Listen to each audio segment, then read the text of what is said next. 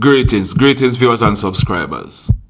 So in a previous video, we promised you that we'll be bringing you some information regarding the knockings of Mrs. Andrea Garwood. By now, the whole world should be aware of what went down on Sunday, the 31st of January 2021 at the church in Falmouth.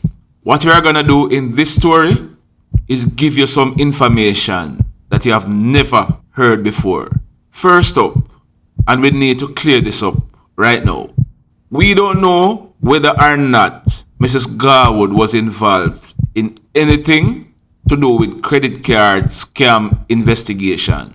But the real motive why she was taken out is because, as it is reported, family dispute. She was taken out because her stepson was of the view that he should have benefited from his father's deadlift. There has been a lot of voice notes being circulated of persons trying to justify what happened and claiming that Mrs. Garwood was wicked and all kind of manner of evil. The question that a lot of persons aren't paying attention to is, why didn't Mr. Garwood leave his son's name on the will? At the time Mr. Garwood wrote this will, he was of sound mind and body. It's not like he was sick or on a hospital bed somewhere or at a golden age home somewhere. He wrote his will and he, of sound mind and body, decided on putting his wife and one of his other sons' names on the will. If this son was of the view that something was legally due to him, there's a recourse for that. Get a lawyer, take the matter to court. But deciding and contracting somebody to go and take out Mrs. Garwood, we as a people, we cannot be justifying these things. Because it happened to Mrs. Garwood on Sunday, it can happen to any of us in the future. Because if we, any man, any woman, decided on willing our property to someone who we are of the view that deserve it, and then somebody, for whatever reason, who we think shouldn't be on that will, and when we are passed, that person is going to hire somebody to take out who we will the property to, and who should be the rightful owner when we pass. Wake up, Jamaica. Let's not justify unlawful acts. We don't know why Mrs. Garwood didn't give anything to this young man, or if she give anything and he decided that he want more. We don't know. Don't follow some of those foolishness you're hearing on the voice note. Now we are gonna go into some details. First up, there are 3 persons in custody. Like you know, in this case, there are 3 persons in custody. You might have heard by now that the suspect was taken to the police station. The name of the driver, and we are not gonna give full names. The name of the driver of the getaway motor car is Leon. The name of the son or the stepson is Jevan. The name of the suspected shooter is Dwight. He is otherwise called Prince. He is 29 years old, and all 3 of them live at Rose Heights in the parish of St. James. Prince is said to be a member of a particular gang in Rose Heights in St. James. The stepson, Jevan, he contacted Prince to carry out this act. We are told that some money was paid and there was a promise to pay some more after the act was carried out. One of them contacted the driver, Leon. On the morning of Sunday the 31st of January 2021, all 3 left Rose Heights some minutes after 8 o'clock to go to Falmouth. They arrived at the church some minutes after 9 o'clock in the morning. Our information is that Prince, he went into the church. He had on a hat and a handkerchief tied around his face. He went and he sat behind Mrs. Garwood. He sat in the church for a few minutes. Then he got up and he went back outside. When he went back outside, he went and spoke with the 2 persons in the car and they drove away. We are told that they drove to a restaurant about some 10 minutes away from where they were. The name of this restaurant is Father Bull Restaurant. This restaurant is on the Greenwood Main Road. A lot of persons stop there in the mornings for breakfast. They went, ate breakfast, and came back to the church. We are told that they parked the car on a side street. I think the name of the street is Tarp Street. I'm not sure, but it's something like that. Prince came out of the car. He had a pouch with the firearm in it. He went back into the church, again wearing his hat and handkerchief. We are told that a senior member of the church had decided on going to talk to him about the way he was dressed. But this senior member, you know this thing in the church about render your heart and not your garment, the senior member decided on leaving it until after church he would go and greet him, because it's the first they were seeing this young man in the church. Prince went in, again sat behind Mrs. Garwood.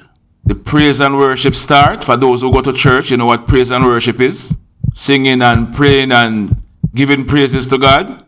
When this started, we all heard what happened. 5 rounds were discharged.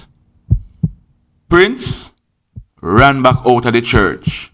Now, this church, some police officers and ex-police officers attended. There was an off-duty policeman on the outside of the church. When Prince was running out of the church, he had his phone in his left hand and he had the weapon in his right hand, which he pushed back into the pouch. I'm told this pouch was around his waist. The policeman who was outside, he heard what was happening on the inside. Prince ran out of the church and faced this policeman. In fact, the policeman saw Prince putting away the weapon. We are told that this policeman, he drew his weapon and fired 1 round in the air. We are told that this policeman, his excuse for not taking out Prince was that he's afraid of Indicom. We are not saying that is the reason why he didn't do it, but that is the reason that he's given, that he's afraid of Indicom. Prince got frightened when this round was fired. As a result, he dropped his cellular phone. That is how the cellular phone was recovered. Prince ran back into the car and they drove off. Our information is that Prince said to both persons in the car, you hear that piece they were just squeezed a while ago? And me, the boy, fire it after, Prince was also boasting to both occupants in the car how the members of the church were screaming and bawling. They drove back to Rosites in St. James, where the driver, Leon, he let off Prince and Jevan. When the driver was driving in the same community, the car was stopped by some police officers who were on patrol. We are told that Leon, he stopped the car, ran out, and started bawling for murder. The policemen held him, took him back to the car, and asked him, why did he do that a while ago? He gave them a flimsy excuse, but what happened is that Leon, he thought these police officers were aware of what went down. He didn't know that these police officers were not aware. The police checked him, checked his driver's license. At least 1 or 2 of the police who were in the group know him. They checked him out, searched the car, and allowed him to go. It was later, some moments later, maybe an hour later, the information started circulating. The police remember that they had stopped that motor car with the said license number that was being circulated.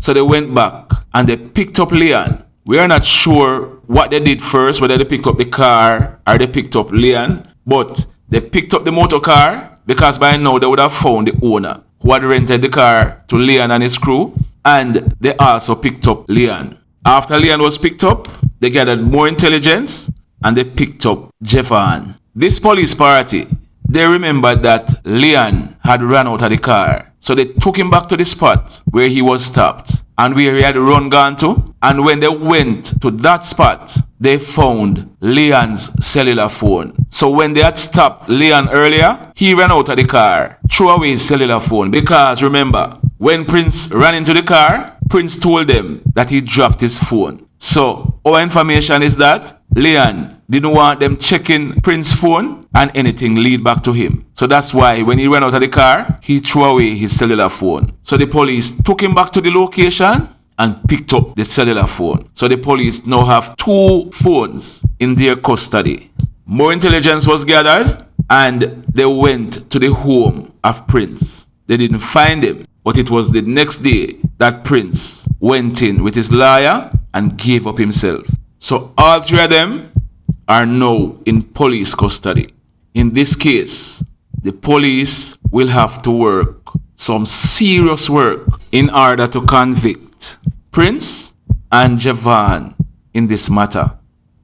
Because remember, when Prince went into the church, he was wearing a hat and a handkerchief. So identification in this matter will be critical. I don't know how the police is gonna do it, but mark my words, this case, as outrageous as it is, the police will have to work overtime to crack it. Because you know sometimes we normally say police should have carried them in and make them talk what happened. Prince has lawyered up. He has told the police that me nah answer no question unless my lawyer present. You know what that mean? There will be no confession from Prince. Javon has also said the same thing. Me nah say nothing unless my lawyer present. So don't expect no confession from Javon or from Prince. As far as identifying the shooter is concerned, we are almost sure none of the members in the church can identify him.